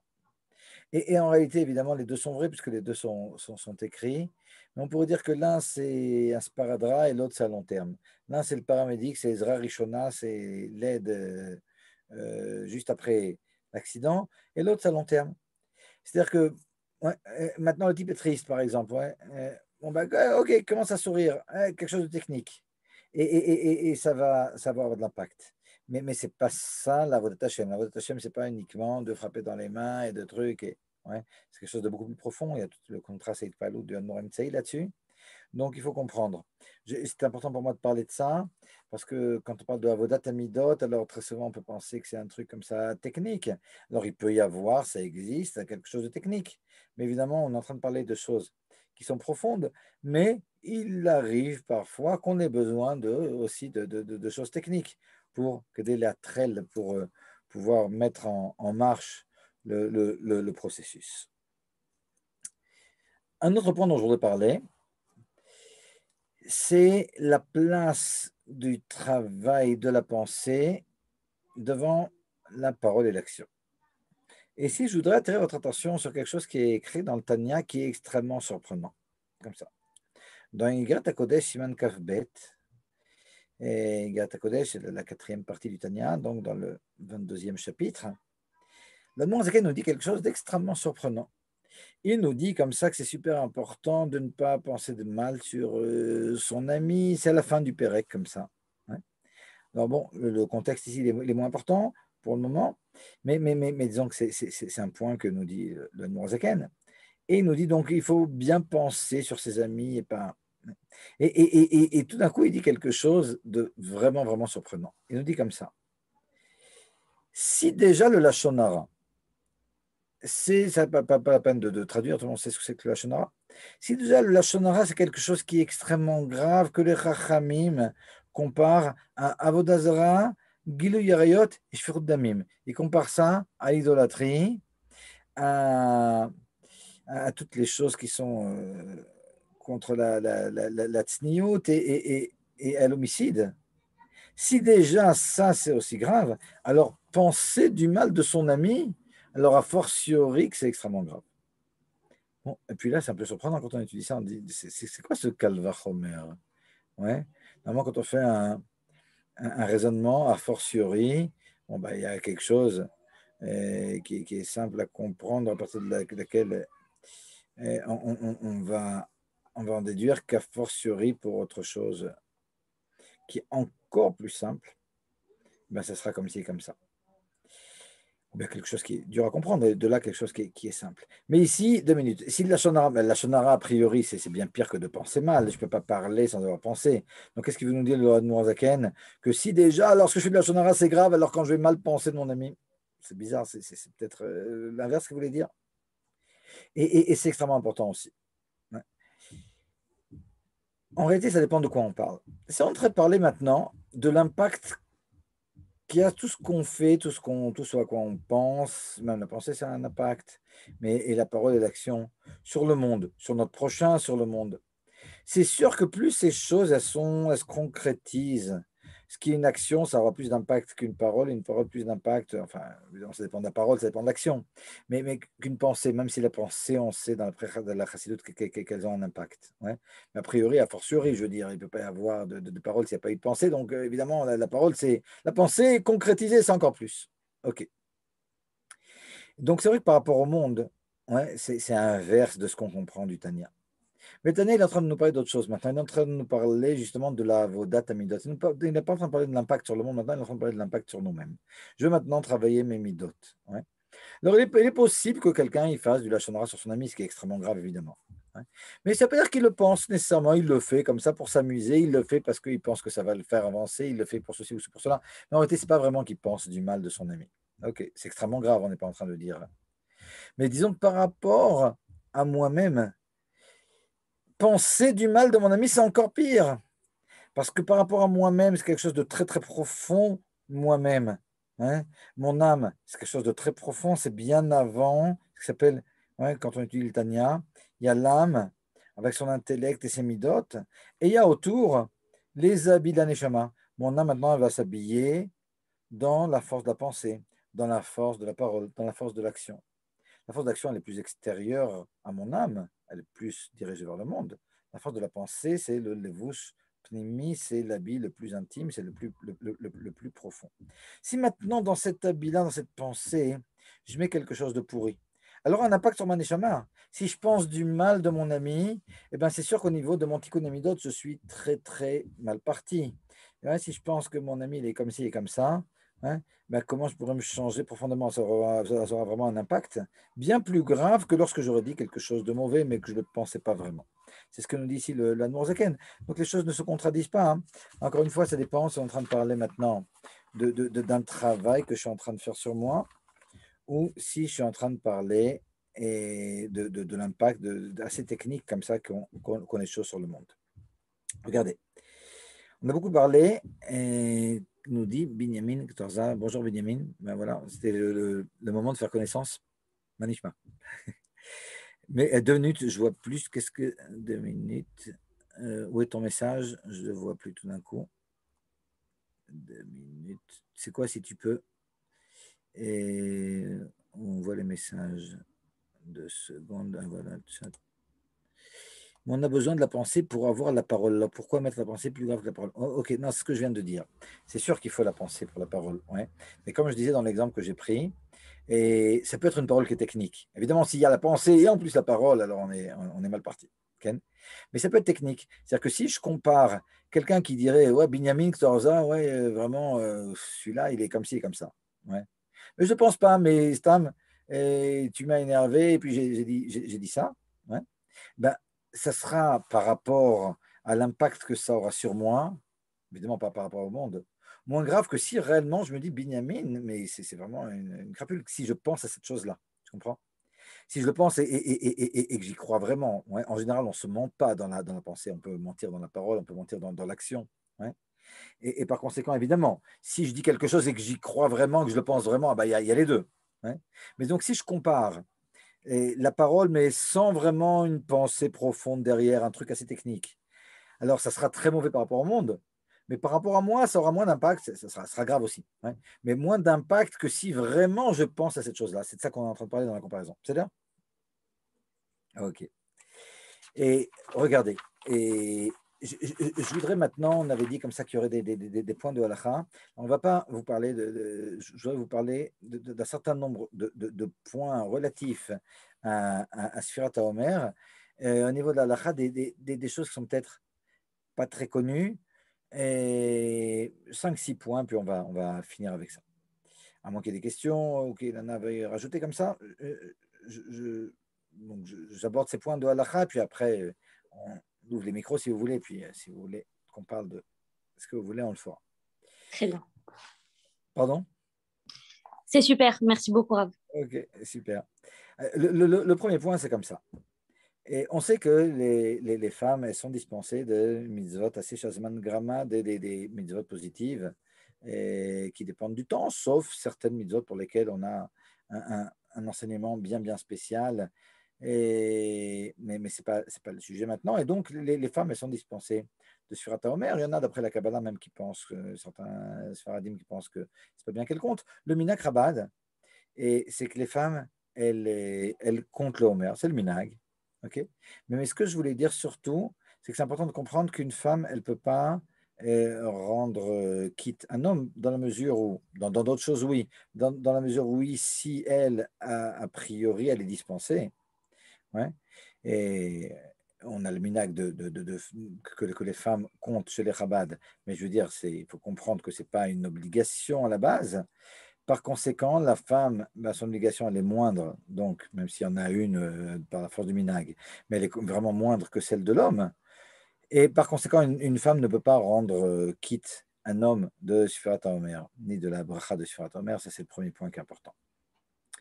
Deuxième point dont je voulais parler, on a une marloquette entre le Baal, la Lachat Gdolot, et puis les autres Rishonim, quant à la mitzvah d'Yomer. Est-ce que la mitzvah d'Yomer, c'est une mitzvah indépendante chaque jour? Ou bien il y a aussi, je rajoute le aussi, c'est important, le rabbi il insiste bien là-dessus, il y a aussi le fait qu'il y a tout un retsef, tout un binyan, toute une construction de contes. Et la mitzvah, elle est aussi dans le fait que je compte le premier jour, le deuxième, le troisième, le quatrième, etc. Et je compte tous les jours. Il y a quelque chose dans l'ensemble ici qui est extrêmement important. Et comme on fait attention aussi à la vie de Balachad de l'autre, quelqu'un qui aurait raté complètement une journée, qui n'aurait pas complété le lendemain. Alors, si on n'a pas lu le Homer, on n'a pas compté le Homer la nuit, dans la journée du lendemain, on comptera sans bracha. Et après, on continuera avec bracha parce on a compté. On ne va pas rentrer dans les détails maintenant. Pourquoi c'est comme ça? C'est aussi en rapport avec Balachad de l'autre et les autres chaînes, mais venez, on fait ça simple. Donc, quelqu'un qui a oublié dans la nuit, il comptera dans la journée sans bracha, il continuera après, à partir du soir, à compter avec bracha. Mais s'il a oublié la nuit et aussi le jour, et puis il arrive maintenant à la deuxième nuit, ouah, j'ai complètement oublié. D'après le plupart des Rishonim, il pourrait compter avec bracha puisque c'est quelque chose d'indépendant chaque jour. Mais comme quelqu'un demande ça finit à quelle heure, regardez, il y en a encore pour après 8-9 minutes comme ça. Mais on ne vous dira rien si vous partez avant. Maintenant, et pourquoi on compte après avec bracha quand on a raté complètement une journée? Parce que le Balalachot Gdolot, il pense qu'il faut qu'il y ait comme ça une continuité. Ici, il n'y a pas la continuité. Et par conséquent, on ne pourra compter que sans bracha. Ça, c'est la halacha. Quelqu'un qui ne se rappelle plus s'il a compté la nuit d'avant ou pas, il continuera avec bénédiction. Donc, je crois qu'on a dit tous les cas de figure classiques. Ouais, on compte tous les jours la nuit et puis tout va bien. On a oublié une nuit, on compte le lendemain sans bracha dans la journée, mais après on continue à partir du soir avec bracha. Si on a oublié nuit et jour, la nuit d'après, ben, on continuera jusqu'à la fin maintenant sans bénédiction. Dans ce cas-là, il serait bien que quelqu'un d'autre fasse la bénédiction en pensant nous rendre quitte, et puis nous aussi on pense à être rendu quitte par sa bénédiction, et puis comme ça c'est super. Mais si on a un doute quant à est-ce qu'on a compté la nuit dernière ou pas, dans ce cas-là, on continue avec bénédiction. Ok. Prochain point, quelque chose que dit le rabbi, hein, et je le dis surtout parce que c'est le rabbi qui dit ça dans une sikha, même si ça n'arrive pas tous les jours, mais c'est intéressant. Quelqu'un qui sait qu'il va avoir une opération pendant le Homer. Le 21e jour du Homer, il a une opération, puis pendant 2 jours, il sera sans connaissance. Là, allez, non. Est-ce qu'il se dit, ben, depuis le début, je vais compter sans bracha, parce que pendant 2 jours, je vais rater, donc je n'aurai pas toute la continuité depuis le premier jour jusqu'à le 49e jour. Alors, il y en a qui pensent comme ça. Le rabbi n'explique pas du tout. Le Baal Chadolot, il est d'accord que dans ce cas-là, le type jusqu'au 21e jour, il compte avec bénédiction. Après, il continuera à partir du 23e, sans bénédiction. Mais jusqu'au 21e, même s'il sait que pendant 2 jours, il ne pourra pas compter, il continue il compte avec bénédiction. Pourquoi? Parce que ce que dit le Baal Chadolot, c'est juste que quand j'ai raté un jour, je ne peux pas faire un saut après. Si j'ai compté 1, 2, 3, j'ai oublié 4, je ne peux pas dire 5 alors qu'il n'y avait pas 4. C'était ça en réalité, nous explique le rabbi en profondeur. Problème du Baal Chadolot. Si tu as compté 1, 2, 3, 4, 5 jusqu'à 21, bah, tout va bien. Et après, à partir du 23, bah, tu feras sans bénédiction. OK. Encore un ou deux points. Et ouais, quelque chose d'extrêmement important. Quelque chose d'extrêmement important, je vais vous dire maintenant. Ce sera pratiquement le dernier point, à moins qu'il y ait des questions. On sait que lorsque l'on a une mitzvah, il y a des mitzvot de Horaïta et des mitzvot de Rabbanan, des mitzvot qui sont des mitzvot de la Torah et des mitzvot qui sont des mitzvot de Chachamim. Ouais. Et le conte du Homer, évidemment, à l'origine, c'est écrit dans la Torah. À l'origine, c'est quelque chose, c'est une mitzvah qui est d'Oraïta. Aujourd'hui, en dehors de l'avis du Rambam, la plupart des décisionnaires sont d'avis que c'est une mitzvah des Rabbanan. Et c'est comme ça que sont poskim, les Achronim, le Shulchan Aruch, le Mourazakan, etc. Donc pour nous, c'est une mitzvah qui est mitzvah Rabbanan. Ok. Maintenant, quelle est la différence? La différence, c'est la différence suivante. Que ce soit une mitzvah de Oraïta ou une mitzvah de Rabbanan, il faut tout le temps, avant de faire une mitzvah, qu'on ait l'intention de faire la mitzvah. On sait que maintenant, je vais faire une mitzvah. C'est important. Mais lorsque la mitzvah, c'est une mitzvah de Horaïta, si je n'ai pas eu l'intention de faire une mitzvah, de faire cette mitzvah avant de faire la mitzvah, je l'ai faite comme ça automatiquement, sans penser que je vais faire une mitzvah, je ne suis pas quitte de la mitzvah. Ok. Par contre, si la mitzvah, c'est une mitzvah de Rabbanan, donc comme le conte de l'Homer, finalement, hein, même si je n'ai pas pensé à ça, ben, je suis quitte de la mitzvah. Je suis quitte de la mitzvah même sans y avoir pensé. Et à cause de ça, ben, il peut y avoir un problème. Quel est le problème? Si maintenant j'ai un ami qui compte à côté de moi, ouais, disons aujourd'hui c'est le 17e jour de l'Homer, ouais, et le type il compte, moi j'ai pas encore fait Arvit, j'ai pas encore compté. Mais lui il a compté à côté de moi, ben, j'aurai un problème après, d'après la halakha, c'est pas tellement connu, mais c'est écrit dans la halakha. Je ne pourrais pas compter avec bracha après. Parce que même si lui il n'avait pas l'intention de me rendre quitte, et moi j'ai pas l'intention d'être rendu quitte, mais j'ai pas besoin d'avoir l'intention, puisque c'est une mitzvah de Rabbanan, a priori il faudrait. Mais ce n'est pas meakev, ce n'est pas quelque chose qui va empêcher. Et donc, sans le vouloir, le fait d'avoir écouté la supputation de l'Homer, comme on dit dans les sidorim en français, eh ben, c'est comme si j'avais compté, et donc je suis déjà quitte, et donc je ne peux plus compter ce jour-là avec bénédiction. Ouais. Alors, qu'est-ce qu'il fallait que je fasse? Il fallait que je pense, quand je vois mon ami qui commence à faire la bracha, que pour son compte en tout cas, ouais, que je pense, je ne veux absolument pas qu'il me rende yotse. Je veux ne pas être yotse de son compte, parce que j'ai l'intention de compter après. Ouais. Il faut que je pense à ça. Parce que sinon, si je pense à rien, ouais, comme les mitzvot n'ont pas besoin, les mitzvot de Rabbanan, de Kavana, on demande a priori, mais c'est pas. Mais à Kev, comme j'ai dit, c'est pas quelque chose qui va empêcher le fait que la mitzvah est accomplie. Si je n'ai pas pensé à ça, je ne pourrais plus compter avec bracha ce jour-là. Ok. Alors, qu'est-ce qui se passe quand on est à Beth Knesset et le Shaliach Tzibour maintenant, il va compter avant que nous on compte. Donc peut-être que je ne pourrai plus faire la bracha. Alors là, d'abord, a priori, c'est bien que le Shaliach Tzibour, c'est pour ça que souvent on demande à un Rav de Shaliach Tzibour pour qu'il pense à ça. C'est bien que le Rav qui fait la bracha et qui compte, parce qu'on peut rendre Yotse et de la bracha et du compte, ils se disent, je ne rends Yotse de ma bracha hein, et de mon compte, uniquement que ceux qui le veulent. Par exemple, quelqu'un qui a raté la bracha pour la bracha, ouais, ben, il compte sur le rabbin maintenant pour faire la bracha pour lui. Quelqu'un qui a raté parce qu'il a loupé un jour. Ouais. Et ben, lui, je le rends yotse, de ma bracha en tout cas. Mais les autres, non. Donc il faut qu'il pense à ça.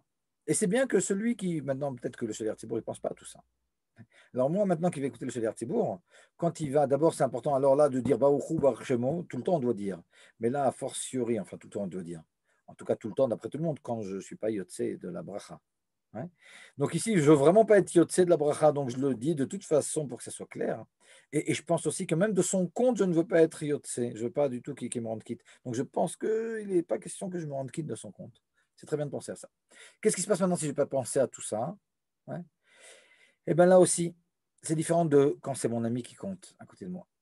Parce que là, quand on est à la Beth Knesset et que le Shaliach Tzibour, il est en train de compter, le fait que je l'attende pour pouvoir compter moi, c'est comme si, sans le savoir, j'avais l'intention de ne pas être Yotze et Dechova, parce que j'ai l'intention de compter juste après. Donc même si je n'ai pas pensé à rien, et lui aussi, le Shaliach Tzibour n'a pensé à rien, hein, et dans ce cas-là, on fera quand même la bracha. Parce qu'on se dit, ouais, c'est comme si le type avait pensé à ça. Mais c'est plus problématique quand c'est un ami comme ça qui est à côté de nous, qui compte, et puis ouais, on prie Beyachid, et puis il y en a un qui prie un peu avant moi, et compte. Il faut vraiment, vraiment, ici, à ce moment-là, que je pense ne pas être Yotse, sinon je ne pourrais pas compter avec Bracha. Et par conséquent, et ça c'est un truc qu'on oublie, et ça c'est vraiment le dernier point, si mon ami me dit, c'est combien du Homer aujourd'hui? Alors on sait qu'on dit hier c'était, mais les gens ils pensent qu'on dit hier c'était quand on n'a pas compté encore. Mais même si j'ai déjà compté, même si j'ai déjà compté, je ne vais pas dire à mon ami aujourd'hui c'est comme ci et comme ça, parce que dans ce cas-là, on a peur que lui il soit déjà Yotse. Quoique, là aussi, a posteriori, vu qu'il m'a demandé, ce n'est pas un problème. Quelqu'un demande comme ça, ok, c'est une bonne question. Netanel nous demande, comment se fait-il que je puisse dire que c'est Darabanan alors que dans Parashat est mort et puis dans Parashat et on nous apporte ça comme une mitzvah et c'est une mitzvah de la Torah parce que c'est écrit dans la Torah. C'est vrai, c'est écrit dans la Torah comme beaucoup de mitzvot sont écrites dans la Torah. Mais il y a beaucoup de mitzvot pour lesquels les Rishonim nous disent que la mitzvah elle se fait uniquement lorsque le Beth Amikdash est Kayam. Il ne faut pas oublier que la mitzvah de Sfirat HaOmer elle se fait à la suite de Ktirat HaOmer, c'est-à-dire que le lendemain du premier jour de Pessah, on va dans les champs, on coupe de l'orge. Ouais, et après, on l'apporte sur le misbéach, etc. Et à partir de là, on commence le conte de Diomer qui nous fait arriver au korbanot de Shavuot. Toutes ces choses-là, la Ktirat HaOmer, Shavuot, les korbanot, etc., c'est des choses qui n'existent plus. Et par conséquent, d'après la Torah, je ne parle pas du Rambam maintenant qui pense autrement, mais d'après la Torah, ces choses-là sont de la Torah, comme la Shemitah, par exemple, qui est écrite dans la Torah, et encore beaucoup de choses, Tromot et Maasrot, etc., en Eretz Israël. Tout ça, elles sont écrites dans la Torah et pourtant elles ne sont pas des mitzvot de la Torah aujourd'hui parce qu'elles ne sont de la Torah uniquement lorsque il y a toutes sortes de conditions qui sont remplies. Et ici, en l'occurrence, le fait qu'on ait le Beth Amikdash. Ouais, ça, c'est la réponse à ta question, Netanel. Voilà, ça, c'est ce que je voulais vous dire aujourd'hui. S'il y a des questions, il y en a comme ça, si vous voulez ouvrir peut-être les micros, puis s'il y a des questions, avec plaisir. Alors, oui, en effet, je vois une question là. Alors, si je me trompe de jour, par exemple, je dis 2 soirs le même jour, comment faire? Je dis 2 soirs le même jour? Oui, je me suis trompée de jour en fait. J'ai dit le mauvais jour, j'ai dit 2 fois le même jour. C'est la D'accord, question d'accord. qui est citée. D'accord, d'accord. Ok, alors il y a beaucoup de cas de figure. Disons que, bon, je ne vais pas dire le jour d'aujourd'hui, peut-être qu'il y en a qui n'ont pas compté, je ne vais pas les mettre dans des questions de l'halakha après. Alors on va faire comme si aujourd'hui c'était le 16e, enfin hier c'était le 16e, et disons qu'aujourd'hui c'est le 17e, et le type il recompte le 16e. S'il recompte le 16e, hein, et qu'il est encore dans le Inyan, c'est-à-dire le 17e, il peut les taken. Si maintenant il a fait 16e, et puis après plus que ce qui s'appelle Torqué des Dibourg, plus que 2 secondes, hein, il est encore à la Beth Knesset et non, il dit mais je me suis trompé. Mais dans ce cas, il ne refait pas la bracha. Et il est encore dans le Inyan, il dit ah non, non, Ayom, et puis il dit 17 jours. Et le bon compte sans refaire la bracha. Dans le premier cas, il répète tout de suite. Dans le deuxième cas aussi, même si c'est passé un certain temps, mais qu'il est encore à la Beth Knesset, il dira sans bracha. Mais si maintenant il rentre à la maison, puis il dit mince, mais 2 minutes, j'ai compté 16 et puis c'était 17. Ouais. Dans ce cas-là, il refait la bracha. Il n'est plus dans le Inyan. La bracha qu'il a faite, il a faite ouais, par erreur sur quelque chose qui était mauvais, donc il refait la bracha et il recompte. Ouais, c'est la réponse. Ok. Très bien, merci beaucoup. J'ai une autre question qui m'a été mise en privé. C'est par rapport aux musiques et aux smarot en général. Ok. Par rapport aux musiques et aux smachot. Ok. Regardez, vu qu'il y a beaucoup d'avis, je vais essayer comme ça de résumer.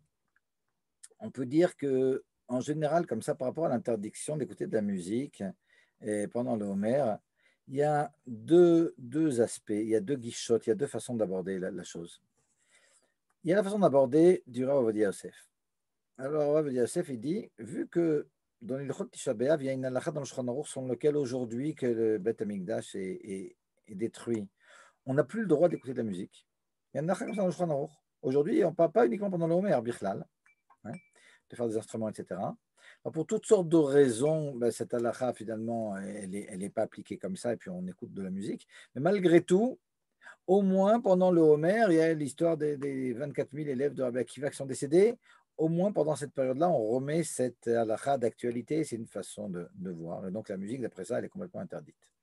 Ça, c'est la vie de Rav Ovadia Yosef pour les Sfaradim jusqu'à l'Akba Omer et pour certains jusqu'à Shavuot.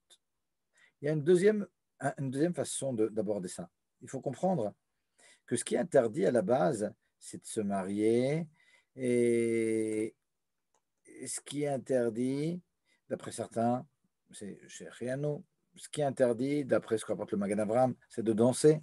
Mais c'est vrai que ce n'est pas écrit dans Shulchan Aruch en dehors de ce que nous dit ici le Rav Ovadia, mais pour toute l'année, qu'il y a l'interdiction pendant le Homer de musique.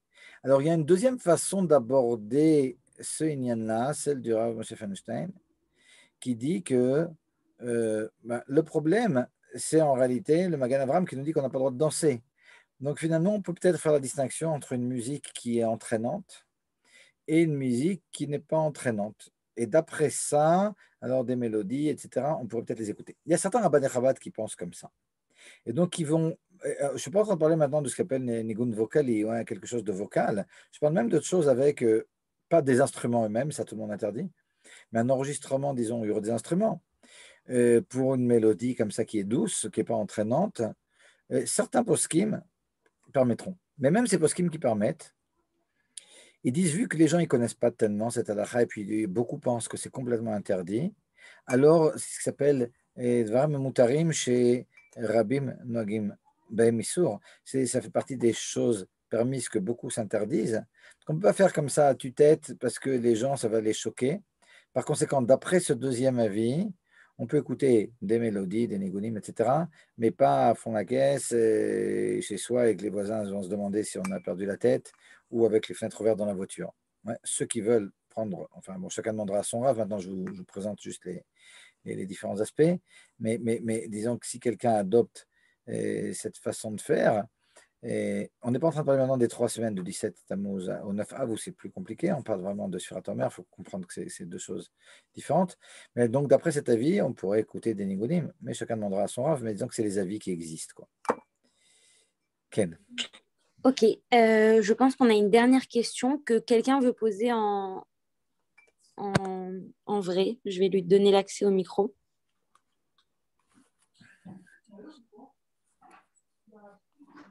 Voilà. Oui, oui, bonsoir. Là, voilà. Oui, j'ai pris, hélas, le cours en cours de route, mais voilà, merci Rav Silam. C'était pour savoir, j'ai pas trop compris le sujet de l'obligation de penser avant une misva oraïta et pas des rabbanan. Pourtant, il me semblait bien que lorsqu'on fait une bracha, et toutes les brachot à Néhénin, ça demande de penser, avant de prononcer la bénédiction, de penser à ce qu'on va dire. Alors pourquoi, si c'est une mitzvah midé rabanan, de compter le fait de dire une bénédiction, est-ce que ça ne serait pas obligatoire également d'y penser avant de la dire? Ok, regardez, j'entends ce que vous dites. Il y a deux petites erreurs dans la formulation. D'abord, je n'ai pas dit que ce n'était pas une obligation de le faire. J'ai parlé uniquement du posteriori. C'est-à-dire, si maintenant je ne l'ai pas fait. Ouais, c'est différent. De toute façon, ouais, et ça c'est le premier point. Le deuxième point, c'est que je ne suis pas en train de parler maintenant de réfléchir au mot que je vais dire. Ouais, quand je vais faire une bénédiction, évidemment, je réfléchis, 2 secondes.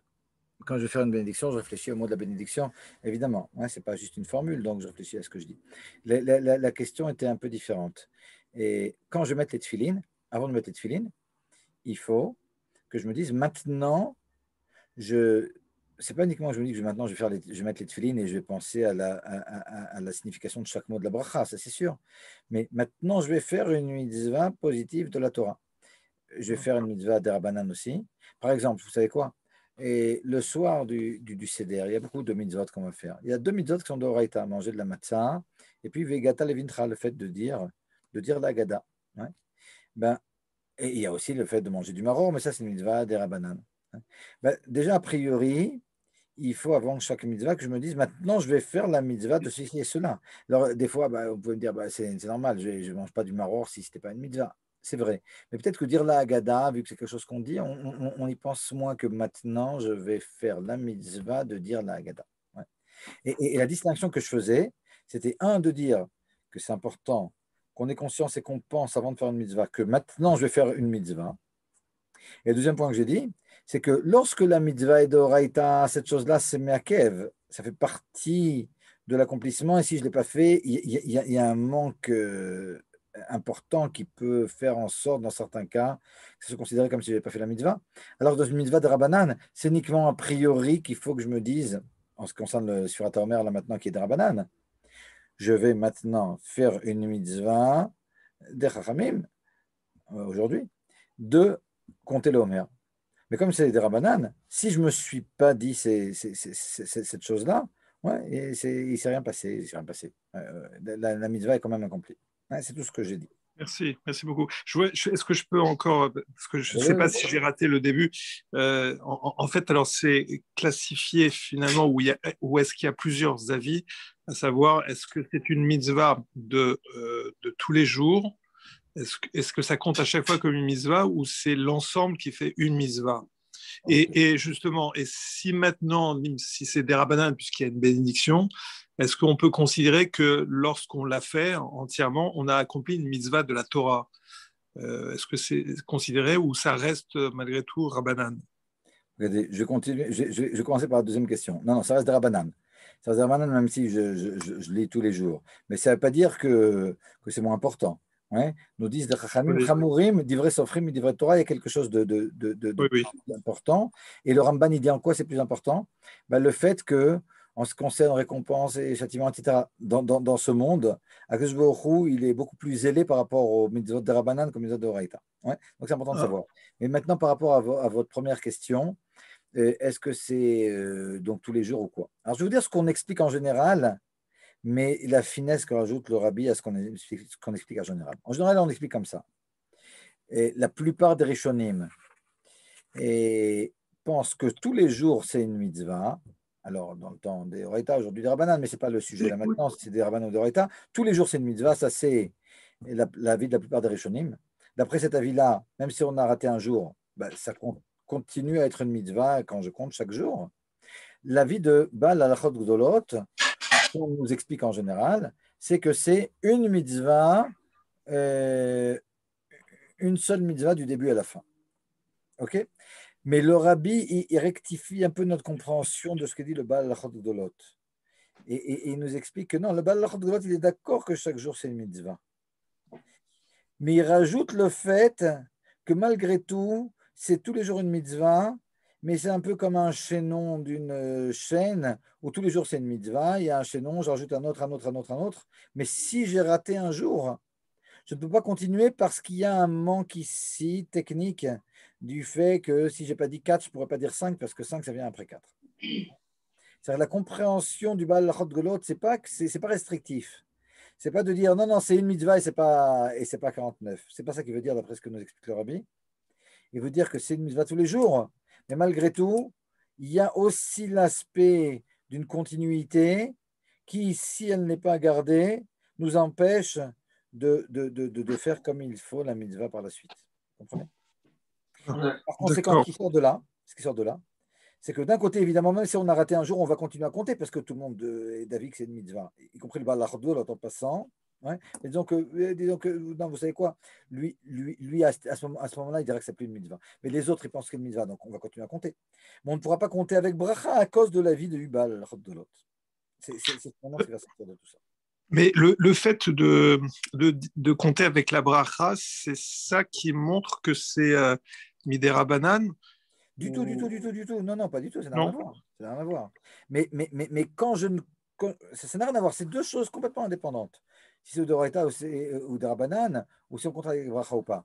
Mais vous êtes d'accord que si je ne fais pas une mitzvah, si j'ai des tefilines qui sont psulim, je ne pourrais pas les mettre avec Bracha, nachon? Oui. Maintenant, si j'ai des tefilines et quelqu'un pense qu'il n'est pas soul, l'autre il pense que non, ils sont cachés. Et je n'ai pas d'autres tefilines. Qu'est-ce que je fais dans ce cas-là?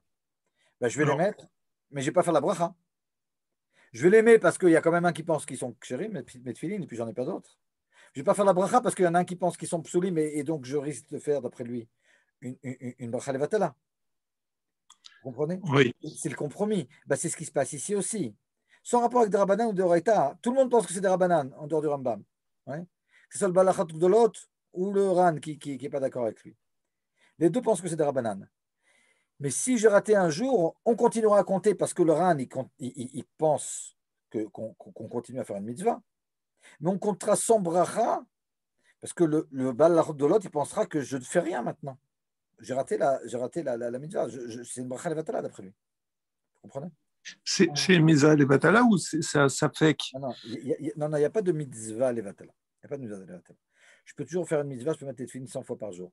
Mais il y a une notion de bracha levatala. Et comme vous dites, c'est un safek. C'est quoi ça? Pour nous, c'est un safek. Mais pour le balachot de l'autre, lui, il pense que c'est une bracha levatala.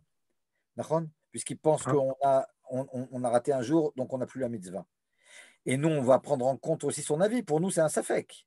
Mais safek brachot. Léaquel, quand on a un doute quant à une bracha. Il faut comprendre quelque chose. Une bracha, c'est jamais me'akev. Une bracha, c'est indépendant de la mitzvah. Il y a la mitzvah, il y a la bracha. La bracha, c'est quelque chose en plus que les chachamim ont rajouté. Que la mitzvah soit d'Oraita ou de Rabbanan, il y a une mitzvah de Rabbanan d'allumer les lumières de Hanouka.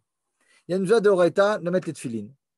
Mais que ce soit cette mitzvah ou cette mitzvah, faire la bracha, que ce soit la bracha quand je vais allumer la Hanoukia ou la bracha quand je vais mettre les tefilines, la bracha, c'est quelque chose que les chachamim ont fixé, en dehors du Birkat Amazon qui est la seule bracha d'Oraita, les trois premières brachot. En dehors de ça, toutes les autres brachot, ce sont une takana des chachamim qui vient s'ajouter à la mitzvah. Ouais? Que ce soit une mitzvah de Rabbanan ou de Oraita, comme je vous dis, allumer les norot Hanouka, c'est une mitzvah de Rabbanan, mettre les tefilines, c'est une mitzvah de Oraita. Dans les deux cas, il y a la bracha. La bracha, c'est quelque chose en plus. Si je n'ai pas fait la bracha, ça ne change rien au niveau de la mitzvah. La mitzvah, je l'ai faite. J'ai mis les tefilines sans bracha, c'est-à-dire j'ai mis les tefilines. J'ai fait compter le Homer sans bracha, j'ai compté le Homer. Il y a un élément que je n'ai pas, mais au niveau de la mitzvah a été faite complètement. Et qu'est-ce qu'il y aurait, bon après je m'arrête dans mes questions, qu'est-ce qu'il y aurait comme, est-ce que ça s'applique la règle Sfek-Sfeka, les Hakel, c'est-à-dire est-ce que s'il y a deux Safek, en effet, ça peut rétablir le fait de ne plus avoir de Safek et de reprendre avec bénédiction? Absolument. Et alors, ce serait quoi le double Safek? Je vais vous dire. Je vais donner un exemple qui est rapporté dans Saïf Chet du Siman Taf Petet dans le Shulchan Aruch et Saïf Kaf Dalet et Kaf Dalet dans le Shulchan Aruch de Admor Hazaken par rapport au sol Sfek Sfeka qui est rapporté par rapport au Sfirat HaOmer qui est rapporté dans le Shulchan Aruch ou bien le Shulchan Aruch de Admor Hazaken. Quelqu'un qui, par exemple, aurait un doute quant à savoir est-ce que la nuit dernière j'ai compté ou pas. Hein? Bon, on se dit, ça s'appelle Sfek Sfeka Lachmir. Ouais. Dans ce cas-là, je continuerai avec bracha. Et pourquoi? Parce que je me dis comme ça. Je me dis, j'ai un doute. Maintenant, peut-être que j'ai compté, peut-être que je n'ai pas compté. Ouais, puisque j'ai un doute. Peut-être que j'ai compté. Ouais.